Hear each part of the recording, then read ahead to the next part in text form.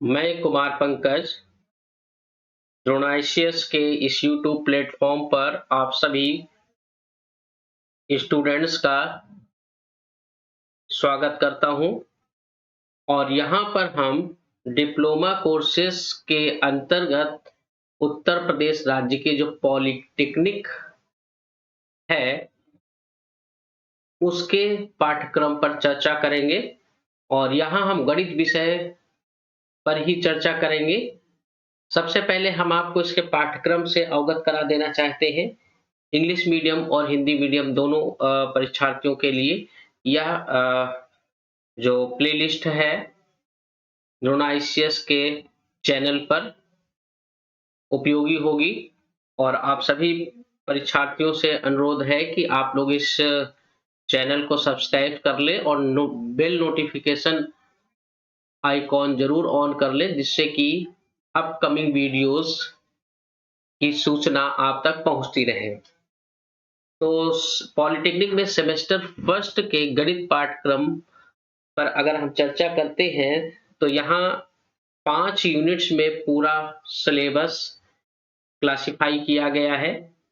Hindi medium के परीक्षार्थी भी ध्यान देंगे कि जो यहाँ पर अंग्रेजी शब्द प्रयोग किए जा रहे हैं वो टेक्निकल वर्ड्स ही हैं और उन्हें हिंदी और इंग्लिश से कोई विशेष समस्या नहीं होनी चाहिए। तो यहाँ हम आपको ये डिफाइन कर देना चाहते हैं कि जो पाठ्यक्रम है गणित का वह सेमेस्टर फर्स्ट में 5 मुख्य यूनिट्स में या इकाइयों में विभक्त करके बताया गया है, जिसमें हम एक-एक यूनिट पर चर्चा करेंगे और उसके उपरांत विषयवार हम और अभ्यासवार आपको क्वेश्चन सॉल्व कराएंगे। तो आइए देखते हैं यूनिट फर्स्ट में क्या है।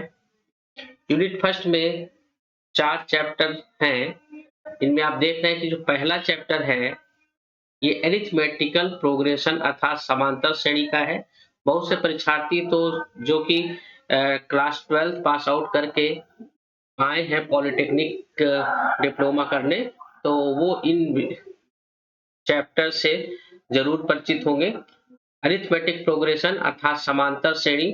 दूसरा जो चैप्टर है वो ज्योमेट्रिकल प्रोग्रेशन है, ज्योमेट्रिकल प्रोग्रेशन गुणोत्तर श्रेणी।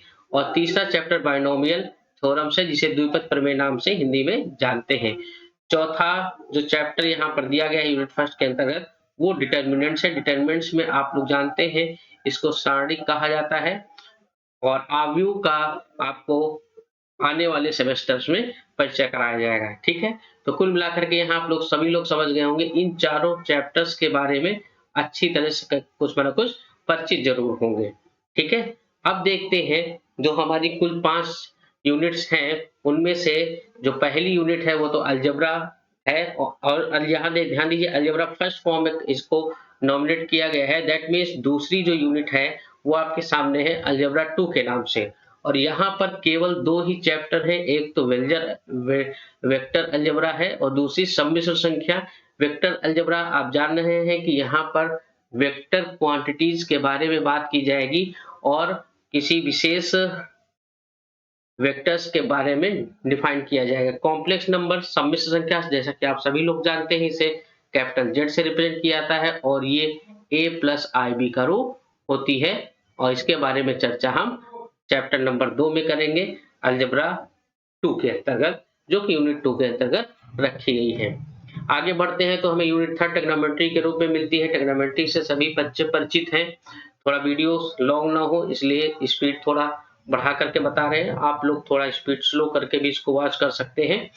पहला चैप्टर यहाँ पर relations between sides and the angles of a triangle दिया गया है। दैट मींस त्रिभुजों की भुजाओं एवं कोणों के मध्य संबंध। जैसा कि हम जानते हैं कि 3 भुजाओं से घिरी बंद आकृति को त्रिभुज कहते हैं और इनमें 3 भुजाएं होती हैं और कई प्रकार के त्रिभुज भी होते हैं। तो जितना सिलेबस उतना ही हम पढ़ेंगे और 3 कोने भी होंगे अर्थात 3 कोण भी होंगे। तो इनके बीच में जो रिलेशंस है, जो संबंध है, उसके बारे में चर्चा हम यूनिट 3 के अंतर्गत करते हैं। और चौथा जो है इनवर्स सर्कुलर फंक्शन है, प्रतिलोम वृत्तीय फलन, जो कि हमारे ट्रिग्नोमेट्री से ही रिलेटेड है। जैसे आपने tan थीटा पढ़ रखा है तो यहाँ पर आप tan inverse, sine inverse, cos inverse etcetera पढ़ेंगे।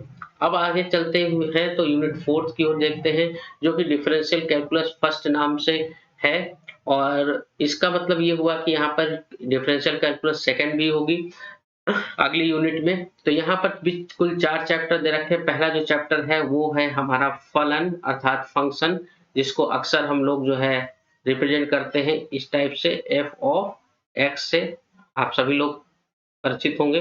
दूसरा सीमा से है, सीमा जो कि लिमिट आप कह सकते हो, लिमिट से रिलेटेड है। लिमिट यहाँ पर कुछ भी बिलोंग कर रही हो, मान लीजिए ए लिमिट होगा और यहाँ पर क्या होगा, कोई फंक्शन एक्स होगा, ठीक है। आगे क्या है यह हम संबंधित अभ्यास में आकर के समझेंगे। और तीसरा चैप्टर कॉन्टिन्यूटी एंड डिफरेंशियबिलिटी का है, अर्थात सातत्य तथा अवकलनीयता, और चौथा अवकलन पर है, डिफरेंशिएशन पर है, ठीक है। तो यूनिट 4 जो कि डिफरेंशियल कैलकुलस फर्स्ट नाम से है, इसके आगे जब हम बढ़ते हैं यूनिट 5 की ओर, तो यूनिट 5 में डिफरेंशियल कैलकुलस सेकंड नाम से, और यहाँ पर आपको हायर डेरिवेटिव्स मिलेंगे, दैट मीन उच्च क्रम अभिकलन।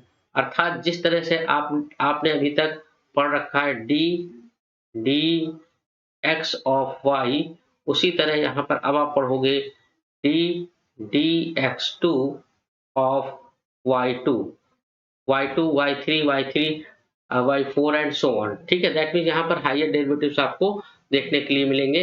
अगला जो है एप्लीकेशन ऑफ डिफरेंशिएशन है। तो एप्लीकेशंस ऑफ डिफरेंशिएशन के अंतर्गत आप जब देखोगे तो यहाँ पर आपको कई प्रकार के मेंसुरेशन से रिलेटेड क्वेश्चंस मिलेंगे, जहाँ पर कोन सिलेंडर या विभिन्न प्रकार के कर्व होंगे और उनसे रिलेटेड आपको यहाँ पर क्वेश्चंस या यूं कहिए अवकलन अप्लाई करना बताया जाएगा। थर्ड जो और लास्ट चैप्टर जो है यहाँ पर उच्चिष्ट और निम्निष्ट है, अर्थात मैक्सिमा एंड मिनिमा। यहाँ पर भी किसी भी फंक्शंस की किसी एक वैल्यू पर मैक्सिमम और मिनिमम वैल्यू होती है, जिस पर हम यहाँ डिस्कस करेंगे। बाकी अगर देखते हैं कि इसका जो है पाठ्यक्रम है उसके अकॉर्डिंग कितने मार्क्स का पेपर आता है, तो आपको बता दें 50 नंबरों का ये प्रश्न पत्र होता है, और प्रत्येक वर्ष इसमें जो क्वेश्चंस पूछे जाते हैं उनमें जो पहला क्वेश्चंस होता है 1 मार्क्स क्वेश्चन होता है। 1 मार्क्स क्वेश्चन जो कि 10 क्वेश्चन आपको करने होते हैं। 10 क्वेश्चनों में से आपको 10 नंबर मिल सकते हैं मैक्सिमम। इसके बाद जो सेकंड क्वेश्चन होता है उसमें से आपको 5 क्वेश्चंस अटेम्प्ट करने होते हैं, ठीक है। और ये प्रत्येक 2-2 नंबर के होते हैं, अर्थात 10 नंबर दूसरे नंबर में भी आपको मिल जाएंगे। उसके बाद में जो थर्ड वाला है, यहाँ पर केवल आपको 2 क्वेश्चन ही करने होते हैं, और थर्ड में आपको जो 2 क्वेश्चन करने होते हैं प्रत्येक 5 नंबर का होता है, तो यहाँ से भी आपको 10 नंबर मिल जाएंगे, ठीक है। इसको आप ऐसे कर सकते हो 5 गुणे, ठीक है। इतनी बात समझ आ गई। उसके बाद में अगर चौथा क्वेश्चन देखें, यहाँ पर भी आपको देखने को मिलेगा चौथा क्वेश्चन, जो कि 2 क्वेश्चंस की रिक्वायरमेंट करता है, और ये 5 नंबर का एक क्वेश्चन होता है, यहाँ पर भी 10 नंबर मिले, 10, 20, 30, 40 नंबर हो गए।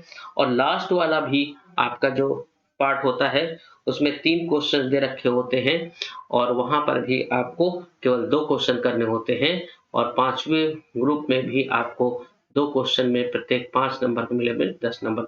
इस प्रकार से आपको टोटल 50 नंबर का पेपर आता है, जिसे आप सॉल्व करना है, ठीक है।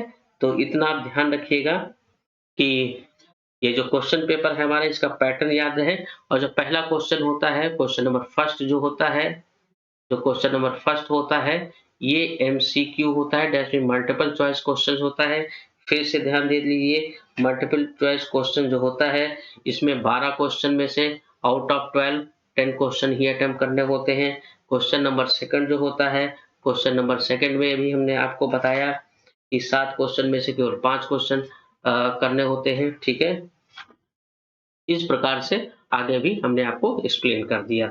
तो उम्मीद है कि सिलेबस आप लोगों को लगभग समझ में आ गया होगा।